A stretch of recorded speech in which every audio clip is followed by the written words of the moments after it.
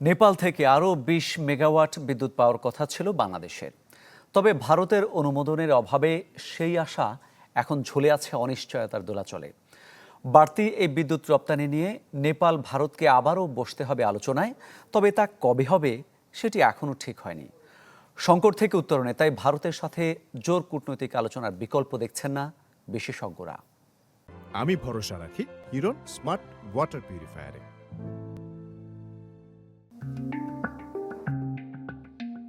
ভৌগোলিক অবস্থানের কারণে বাংলাদেশ নেপাল বিদ্যুৎ বাণিজ্যে ভারতকে এড়ানো প্রায় অসম্ভব।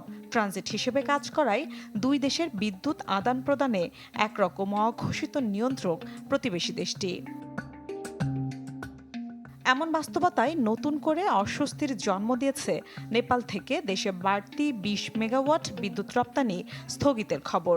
কাঠমান্ডু পোস্ট বলছে, পরিবহন লাইনে সক্ষমতার সংকটের কারণ দেখিয়ে তা রপ্তানির অনুমোদন দেয়নি ভারতের কেন্দ্রীয় বিদ্যুৎ কর্তৃপক্ষ। ফলে এখন থেকে শুধুমাত্র ৪০ মেগাওয়াট বিদ্যুৎ রপ্তানি করবে নেপাল।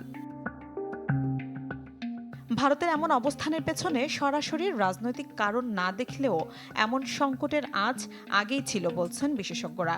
সেই সাথে ভারতের একমুখী সুবিধা নেয়ারও সমালোচনা করেন বিশেষজ্ঞরা।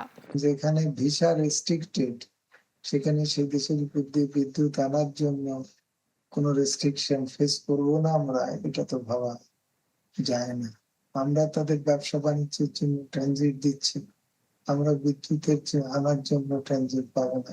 কিন্তু সেই জায়গায় যদি তারা আবার সেই বিদ্যুৎ ব্যবসা করে, মুনাফা করে, তাহলে তো সেখানে আরো ব্যয় দিতে হবে।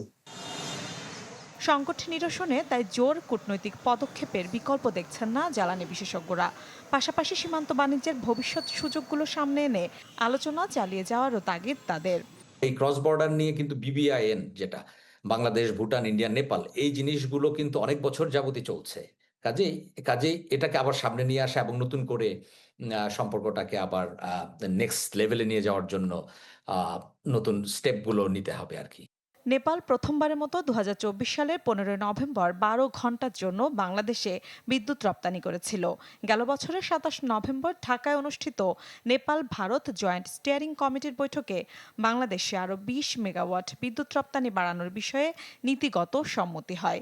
একই সাথে প্রয়োজনীয় প্রক্রিয়ায় এগিয়ে নেওয়ার বিষয়েও সমঝোতা হয় তখন। মিলা খন্দকার, চ্যানেল 24।